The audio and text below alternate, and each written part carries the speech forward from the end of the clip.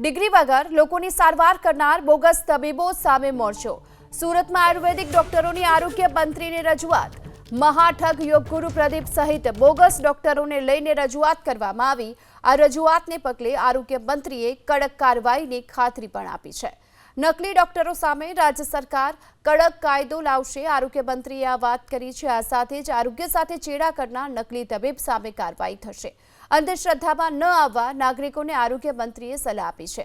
સારવાર માત્ર લાયકાત ધરાવતા ડોક્ટરો પાસે જ કરાવવા માટેની પણ વાત કરી। ફરિયાદ મળતાની સાથે ચોક્કસ કાર્યવાહી કરવામાં આવશે।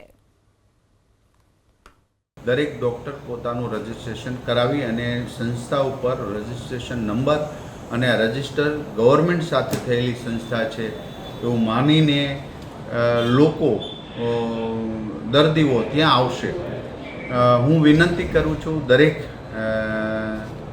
પરિવારજનો ગ્રામ્ય સુધી કે આવા માન્ય ડિગ્રી પ્રાપ્ત કરનારા ડૉક્ટરો સાથે જ પાસે જ દવા લેવી જોઈએ।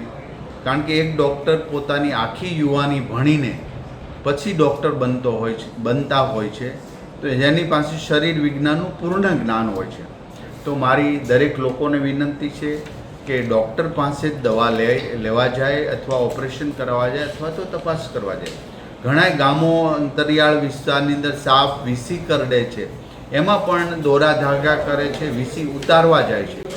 આ લોકોને પણ વિનંતી કરું છું દવાખાને જવું જોઈએ, 108ને બોલાવો। 108ની અંદર પણ વ્યવસ્થા રાખી છે કે કોઈ સાપ કરડે વીસી કરડે તો એને ઇમરજન્સીમાં એ ઇન્જેક્શન કે વગેરે આપી શકાય। તો આવી કોઈ પણ અંધશ્રદ્ધામાં કે લેભાગુ તત્વો પાસે ટ્રીટમેન્ટ ન કરાવતા ડૉક્ટર પાસે જાય એવી મારી વિનંતી છે। છતાં પણ આવા ડિગ્રી વગરના ડૉક્ટરો ક્યાંય ઓપરેશન કરતા હોય, કોઈ શરીર સાથે છેડછાડ કરીને આવું કરતા હોય તો ચોક્કસ પ્રકારે કમ્પ્લેન મળતે અમે એક્શન લેશું, એ ચોક્કસની વાત છે।